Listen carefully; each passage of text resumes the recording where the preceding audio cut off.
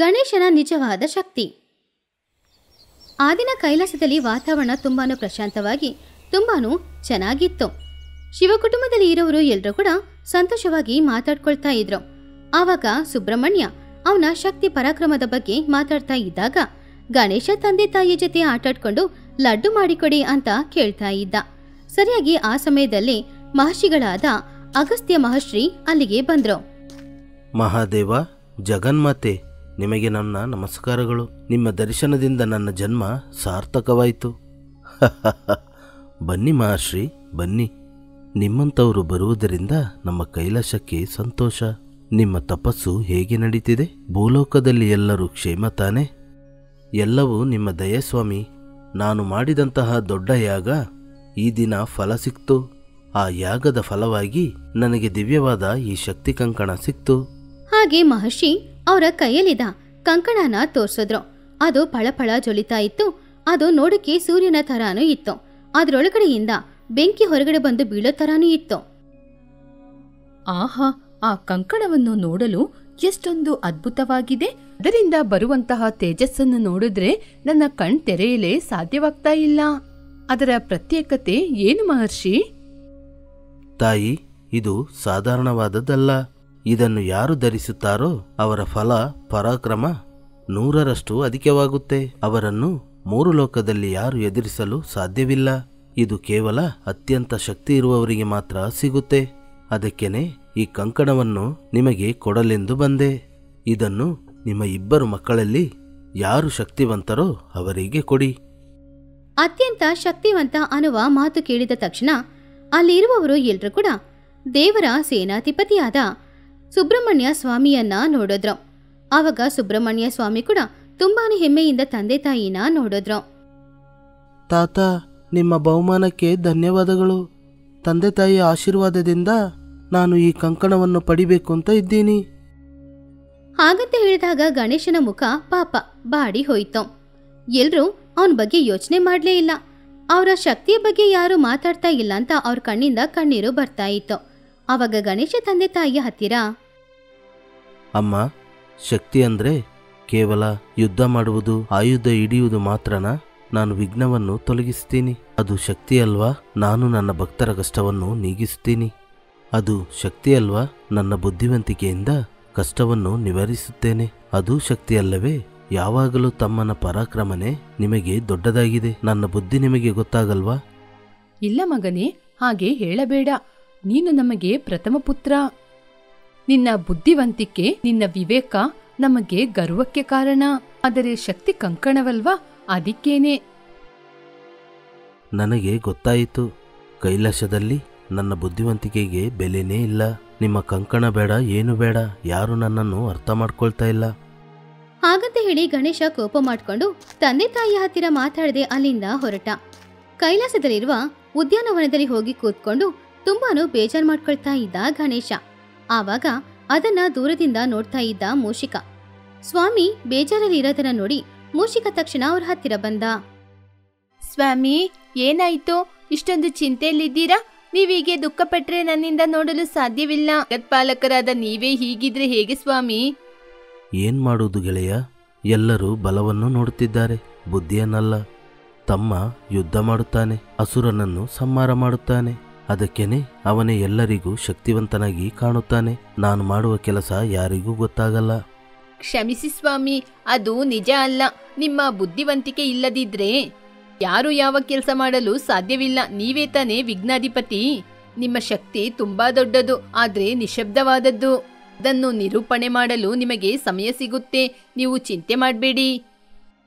ಆ ಸಮಯದಲ್ಲಿ ಶಿವಯ್ಯ ಸುಬ್ರಹ್ಮಣ್ಯ ಸ್ವಾಮಿನ ಕರೆದು ಆ ಕಂಕಣವನ್ನ ಸುಬ್ರಹ್ಮಣ್ಯನಿಗೆ ಕೊಡೋದಕ್ಕಿಂತ ಮುಂಚೆ ಈ ರೀತಿ ಹೇಳಿದ್ರು. ಸುಬ್ರಹ್ಮಣ್ಯ, ಈ ಕಂಕಣವನ್ನು ನಿನಗೆ ಕೊಡುವ ಮೊದಲು ನಿನ್ನ ಶಕ್ತಿಯನ್ನು ನಾವು ಪರೀಕ್ಷೆ ಮಾಡಬೇಕು ಅಂತ ಇದ್ದೀವಿ. ಭೂಲೋಕದಲ್ಲಿ ಮಾಯಾಸುರ ಎನ್ನುವ ರಾಕ್ಷಸ ಮಾಯದಿಂದ ಪವಿತ್ರವಾದ ಮಾನವರನ್ನು ಕಟ್ಟಿಹಾಕಿದ್ದಾನೆ. ಆ ಪವಿತ್ರ ನೀರನ್ನು ಕುಡಿದವರಿಗೆ ಪುಣ್ಯ ಬರುತ್ತೆ. ಇವಾಗ ಆ ನೀರು ಯಾರಿಗೂ ಸಿಗದ ಹಾಗೆ ಆ ನೀರಿನ ಸುತ್ತಲೂ ಮಾಯದ ಕವಚವನ್ನು ಹಾಕಿದ್ದಾನೆ. ತಂದೆಯೇ, ಆ ರಾಕ್ಷಸನನ್ನು ಸಂಹಾರ ಮಾಡಲು ನನಗೆ ಆಜ್ಞೆ ಮಾಡಿ. ನಾನು ಇವಾಗಲೇ ಹೋಗಿ ಆ ಮಾನವರನ್ನು ಬಿಡಿಸುತ್ತೇನೆ. ನಿಲ್ಲಪ್ಪ, ಇಲ್ಲೇ ನಿನಗೆ ಪರೀಕ್ಷೆ ಇದೆ. ಆ ಮಾಯಾ ಕವಚವನ್ನು ಯಾವ ಆಯುಧ ಮುಟ್ಟಲು ಸಾಧ್ಯವಿಲ್ಲ. ಅದರ ಮೇಲೆ ಎಷ್ಟೇ ಬಲ ಪ್ರಯೋಗ ಮಾಡಿದ್ರೂ ಅದರ ಬಲ 2 ಪಟ್ಟಾಗಿ ತಿರುಗಿ ದಾಳಿ ಮಾಡುತ್ತೆ. ಅದನ್ನು ಕೇವಲ ಬುದ್ಧಿಯಿಂದ, ಶಾಂತವಾದ ಮನಸ್ಸಿನಿಂದ ಮಾಡಲು ಮಾತ್ರ ಸಾಧ್ಯ. ನಿನಗೆ ಆ ಕೆಲಸ ಸಾಧ್ಯನಾ? ಖಂಡಿತ ತಂದೆಯೇ, ನನ್ನ ಬಲ ಮುಂದೆ ಯಾವ ಮಾಯೆ ನಿಲ್ಲಲು ಸಾಧ್ಯವಿಲ್ಲ. ನಾನು ಇವಾಗಲೇ ಹೋಗಿ ಆ ಕವಚವನ್ನು ಬಿಡಿಸಿ ಈ ಶಕ್ತಿ ಕಂಕಣಕ್ಕೆ ನಾನೇ ಅರ್ಹ ಅಂತ ನಿರೂಪಿಸ್ತೀನಿ. ಸುಬ್ರಹ್ಮಣ್ಯ ಸ್ವಾಮಿ ಅವರ ನವಿಲು ವಾಹನದಲ್ಲಿ ಭೂಲೋಕಕ್ಕೆ ಹೊರಟ್ರು. ಮಾನಸ ಸರೋವರದ ಹತ್ತಿರ ಹೋಗಿ ನೋಡಿದಾಗ ಆ ರಾಕ್ಷಸ ಮಾನಸ ಸರೋವರ ಯಾರ ಕಣ್ಣಿಗೂ ಕಾಣಿಸದೇ ಇರುವ ಹಾಗೆ ಒಂದು ಮಾಯಾ ರಕ್ಷೆಯನ್ನ ಹಾಕಿದ್ದ. ಏ ಮಾಯಾಸುರ, ನಿನ್ನ ಮಾಯೆ ನನ್ನ ಮುಂದೆ ನಡೆಯಲ್ಲ. ಹಾಗಂತ ಹೇಳಿ ಸುಬ್ರಹ್ಮಣ್ಯ ಸ್ವಾಮಿ ಅವರ ಕೈಯಲ್ಲಿರುವ ವೇಲಾಯುಧವನ್ನ ಆ ಅಗ್ನಿಯ ಮೇಲೆ ಬಿಸಾಕಿದ್ರು. ಆದ್ರೆ ಆಶ್ಚರ್ಯ ಏನು ಅಂದ್ರೆ ತಕ್ಷಣ ಆ ಅಗ್ನಿ ಜಾಸ್ತಿಯಾಗಿ ತುಂಬಾನು ಉರಿತಾ ಇತ್ತು. ಎಷ್ಟು ಸಲ ಸುಬ್ರಹ್ಮಣ್ಯ ಸ್ವಾಮಿ ಆ ಅಗ್ನಿಯ ಮೇಲೆ ದಾಳಿ ಮಾಡಕ್ಕೆ ನೋಡಿದ್ರು, ಆದ್ರೆ ಸೋತೋದ್ರು. ಪಾಪ ಕೊನೆಗೆ ತುಂಬಾನು ಸುಸ್ತಾಗಿ ಸೋತೋಗಿ ಏನು ಮಾಡಕ್ಕಾಗದೆ ಕೈಲಾಸಕ್ಕೆ ವಾಪಸ್ ಬಂದ್ರು. ತಂದೆಯೇ, ನನ್ನನ್ನು ಕ್ಷಮಿಸಿ. ನನ್ನ ಶಕ್ತಿ ವಿಫಲವಾಯಿತು. ನನ್ನ ಬಲ ಮಾಯದ ಮುಂದೆ ಕೆಲಸ ಮಾಡಲಿಲ್ಲ. ಸುಬ್ರಹ್ಮಣ್ಯ ಸ್ವಾಮಿ ನನ್ನಿಂದ ಆಗಲ್ಲ ಅಂತ ವಾಪಸ್ ಬಂದಿದ್ದನ್ನ ನೋಡಿ ಎಲ್ರೂ ತುಂಬಾನೇ ಗೊಂದಲದಲ್ಲಿ ಇದ್ರು. ಆವಾಗ ಕೋಪ ಮಾಡ್ಕೊಂಡು ಹೋದ ಗಣೇಶನನ್ನು ಹುಡ್ಕೊಂಡು ದೇವಿ ಪಾರ್ವತಿ ಬಂದ್ರು. ಮಗನೇ ವಿನಾಯಕ, ಇನ್ನು ನೀನು ಚಿಂತೆಯಲ್ಲಿದ್ದೀಯಾ? ನೋಡಿದೀಯಾ ಲೋಕದಲ್ಲಿ ಎಷ್ಟು ದೊಡ್ಡ ಕಷ್ಟ ಬಂದಿದೆ ಅಂತ? ನಿನ್ನ ತಮ್ಮ ಅವನ ಬಲದಿಂದ ಗೆಲ್ಲಲು ಸಾಧ್ಯವಾಗದೆ ಹಿಂತಿರುಗಿ ಬಂದಿದ್ದಾನೆ. ಇವಾಗ ಎಲ್ಲರ ಆಸೆ ನಿನ್ನ ಮೇಲಿದೆ. ಇದು ನಿನ್ನ ಬುದ್ಧಿವಂತಿಕೆಗೆ ದೊಡ್ಡ ಪರೀಕ್ಷೆ. ಈ ಕೆಲಸವನ್ನು ನೀನು ಬಿಟ್ಟರೆ ಬೇರೆ ಯಾರೂ ಮಾಡಲು ಸಾಧ್ಯವಿಲ್ಲ. ನಿಜಾನಮ್ಮ? ನನ್ನ ಬುದ್ಧಿವಂತಿಕೆ ಅವಶ್ಯಕತೆ ಇದೆಯಾ? ಹೌದು ಮಗನೇ, ಶಕ್ತಿ ಅಂದರೆ ಕೇವಲ ಯುದ್ಧ ಮಾಡುವುದು ಮಾತ್ರವಲ್ಲ, ಕಷ್ಟವನ್ನು ಬುದ್ಧಿವಂತಿಕೆಯಿಂದ ತೊಲಗಿಸುವುದು ಕೂಡ. ನೀನೇ ನಿಜವಾದ ಶಕ್ತಿವಂತ. ದಯವಿಟ್ಟು ಹೋಗಿ ಆ ಮಾಯಾ ಕವಚವನ್ನು ಬಿಡಿಸು. ಹಾಗೆ ತಾಯಿ ಹೇಳಿದನ್ನ ಕೇಳಿ ಗಣೇಶ ಸಂತೋಷಪಟ್ಟು ತನ್ನ ಮೂಷಿಕ ವಾಹನದಲ್ಲಿ ಅವನು ಮಾನಸ ಸರೋವರಕ್ಕೆ ಹೋಗಿ ನೋಡ್ದ. ಆವಾಗ ಆ ಸರೋವರದ ಸುತ್ತ ಆ ಅಗ್ನಿಜ್ವಾಲೆ ಉರಿತಾ ಇರೋದನ್ನು ನೋಡಿದಾಗ ಅವನು ಯಾವುದೇ ಆಯುಧದಿಂದ ದಾಳಿ ಮಾಡಲಿಲ್ಲ.